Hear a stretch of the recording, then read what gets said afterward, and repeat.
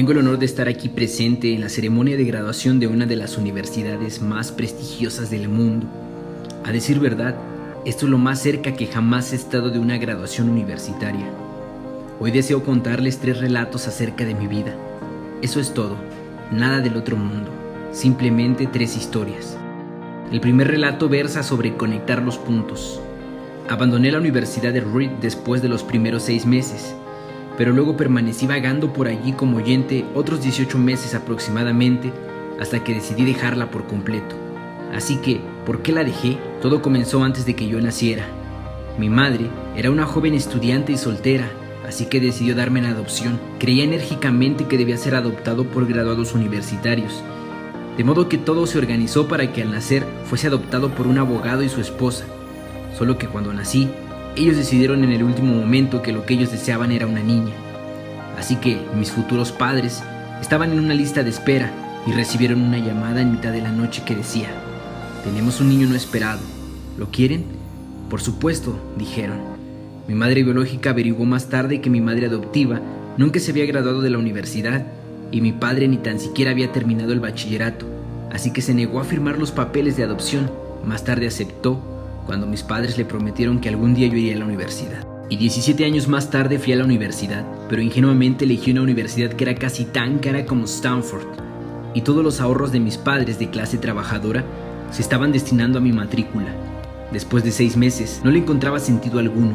No tenía idea de lo que quería hacer con mi vida y tampoco de qué manera la universidad me ayudaría a resolverlo. Y aquí me encontraba, desperdiciando todo el dinero de mis padres, lo que habían ahorrado durante toda su vida.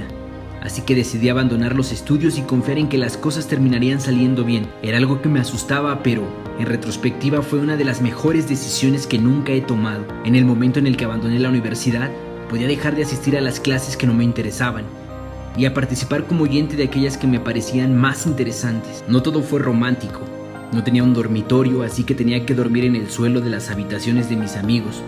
Devolvía las botellas de Coca-Cola para obtener los 5 céntimos del envase para conseguir dinero y poder comer. Y caminaba más de 10 kilómetros cada domingo por la noche para poder conseguir una buena comida en el templo de los Hare Krishna. Muchas de las cosas con las que tropecé al seguir mi curiosidad e intuición resultaron no tener precio más adelante. Les daré un ejemplo. En aquella época la Universidad de Reed ofrecía la que quizá fuese la mejor formación de caligrafía del país. En todas partes del campus, cada cartel, cada etiqueta en cada cajón estaba bellamente caligrafiada a mano. Dado que había abandonado los estudios y no tenía que asistir a las clases normales, decidí tomar un curso de caligrafía para aprender cómo se hacía eso. Aprendí acerca de los tipos de letras serif y sans serif, sobre cómo variar el espacio entre letras, sobre qué hace realmente grande a una tipografía.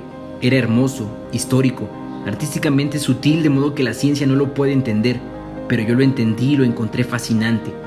Nada de esto albergaba siquiera la mínima esperanza de tener alguna aplicación práctica en mi vida, pero 10 años más tarde, cuando estábamos diseñando el primer ordenador Macintosh, todo volvió a mi mente y diseñamos el Mac como el primer ordenador con tipografías bellas. De no haber asistido a ese curso en concreto de la universidad, el Mac no hubiera tenido múltiples tipografías con espaciado proporcional, y dado que Windows simplemente copió a Mac, es posible que ningún ordenador personal las tuviera hoy en día.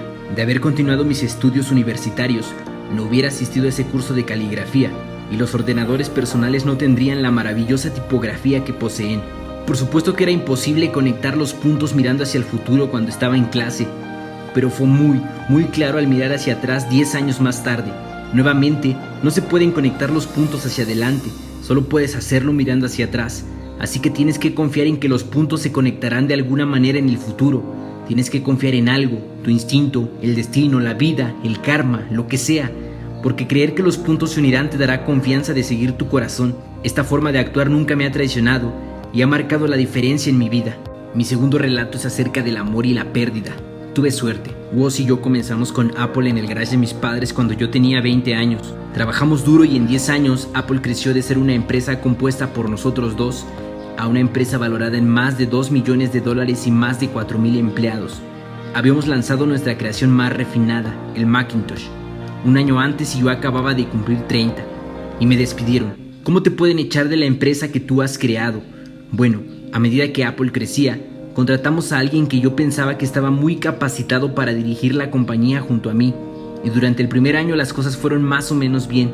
pero luego nuestras visiones acerca del futuro comenzaron a diferir y finalmente nos apartamos. Cuando eso ocurrió, nuestra junta directiva se puso de su parte, así que a los 30 estaba fuera y de una forma muy notoria. Aquello en lo que había trabajado toda mi vida había desaparecido y fue devastador. Realmente no supe qué hacer durante unos meses. Sentía que había decepcionado a la anterior generación de emprendedores. Yo era un fracaso público muy importante e incluso pensé en huir del lugar. Pero algo comenzó a abrirse paso en mí. Aún amaba lo que hacía. El curso de los acontecimientos en Apple no había cambiado eso en mí. Había sido rechazado, pero aún estaba enamorado. Así que decidí empezar de nuevo. No me di cuenta entonces, pero resultó que el hecho de haber sido despedido de Apple fue lo mejor que jamás pudo haberme pasado. El peso del éxito fue reemplazado por la ligereza de convertirme de nuevo en un principiante, menos seguro de las cosas, pero eso me libertó para comenzar uno de los periodos más creativos de mi vida. Durante los siguientes 5 años, creé una empresa llamada Next, otra llamada Pixar, y me enamoré de una mujer asombrosa que se convertiría en mi esposa. Pixar llegó a crear el primer largometraje de animación por ordenador, Toy Story, y en la actualidad es el estudio de animación más exitoso del mundo. En un notable giro de los acontecimientos, Apple adquirió Next y yo regresé a Apple, y la tecnología que había desarrollado pasó a ser el corazón del actual renacimiento de Apple. Y Lauren y yo tenemos una maravillosa familia. Estoy bastante seguro de que nada de esto habría pasado si no me hubieran echado de Apple. Creo que fue una medicina horrible, pero supongo que el paciente la necesitaba. A veces, la vida te golpea en la cabeza con un ladrillo. No pierdan la fe. Estoy convencido de que lo único que me mantuvo en marcha fue mi amor por lo que hacía. Deben encontrar algo que realmente los apasione. Y esto vale tanto para tu trabajo como para el amor. El trabajo ocupará una parte importante de la vida. La única manera de sentirse realmente satisfecho es hacer lo que consideras un trabajo genial. Y el único modo de tener un trabajo genial es amar lo que hagas. Si no lo has encontrado aún, sigue buscando, no te conformes. Como todo en lo que tiene que ver con el corazón, lo sabrás cuando lo hayas encontrado. Y como todas las relaciones geniales, las cosas mejoran y mejorarán según pasan los años. Así que sigue buscando hasta que lo encuentres. Mi tercer relato es acerca de la muerte. Cuando tenía 17, leí una cita que decía más o menos lo siguiente: si vives cada día como si fuera el último, algún día tendrás razón. Me impresionó mucho y desde entonces, durante los últimos 33 años, cada mañana me he mirado al espejo y me he preguntado: si hoy fuese el último día de mi vida, ¿querría hacer lo que estoy por hacer? Y si la respuesta es no por muchas veces, he sabido que necesitaba cambiar algo. Recordar que voy a morir pronto es una herramienta muy importante. La mejor herramienta que he encontrado para ayudarme a tomar las grandes decisiones de la vida. Porque prácticamente todo, las expectativas de los demás, el orgullo, el miedo al ridículo o al fracaso, se desvanecen frente a la muerte, dejando solo lo que es verdaderamente importante. Recordar que uno va a morir es la mejor manera que conozco para evitar la trampa de pensar que tienes algo por perder. Ya estás indefenso, no hay razón para no seguir tu corazón. Hace casi un año me diagnosticaron cáncer. Me hicieron una tomografía a las 7:30 de la mañana y me mostraba que claramente tenía un tumor en el páncreas. Yo ni sabía qué era el páncreas. Los médicos me dijeron que era prácticamente un tumor incurable y que mi esperanza de vida sería de 3 a 6 meses. Mi médico me aconsejó que me fuese a casa y dejara mis asuntos. La forma médica de decirte, prepárate para morir, significa intentar decirle a tus hijos en pocos meses todo aquello que pensabas decirle en 10 años. Significa asegurarte de que todo queda atado y bien atado para que sea tan fácil como sea posible para tu familia. Significa decir adiós. Viví todo un día con ese diagnóstico.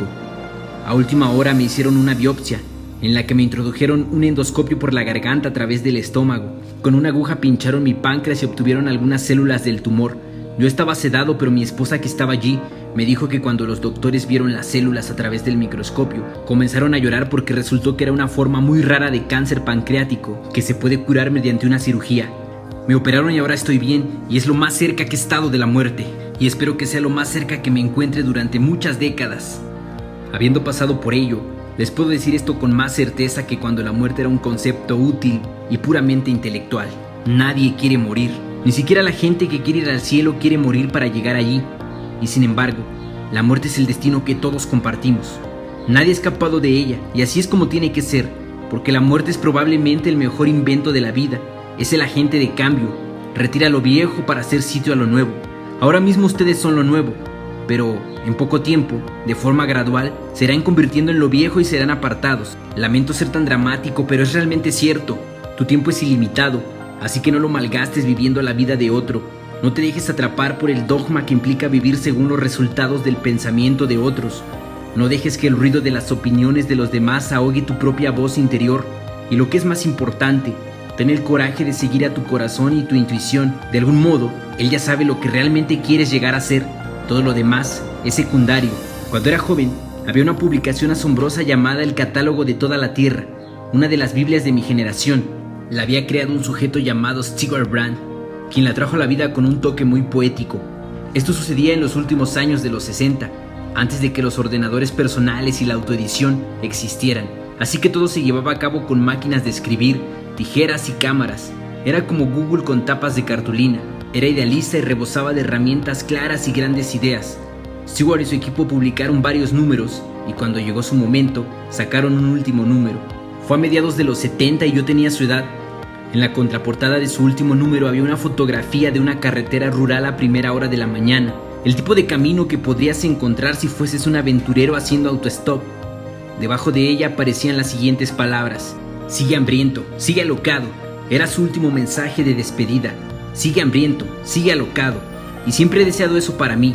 Y ahora, cuando se gradúen para comenzar de nuevo, les deseo eso en grande manera. Sigan hambrientos, sigan alocados, no se rindan.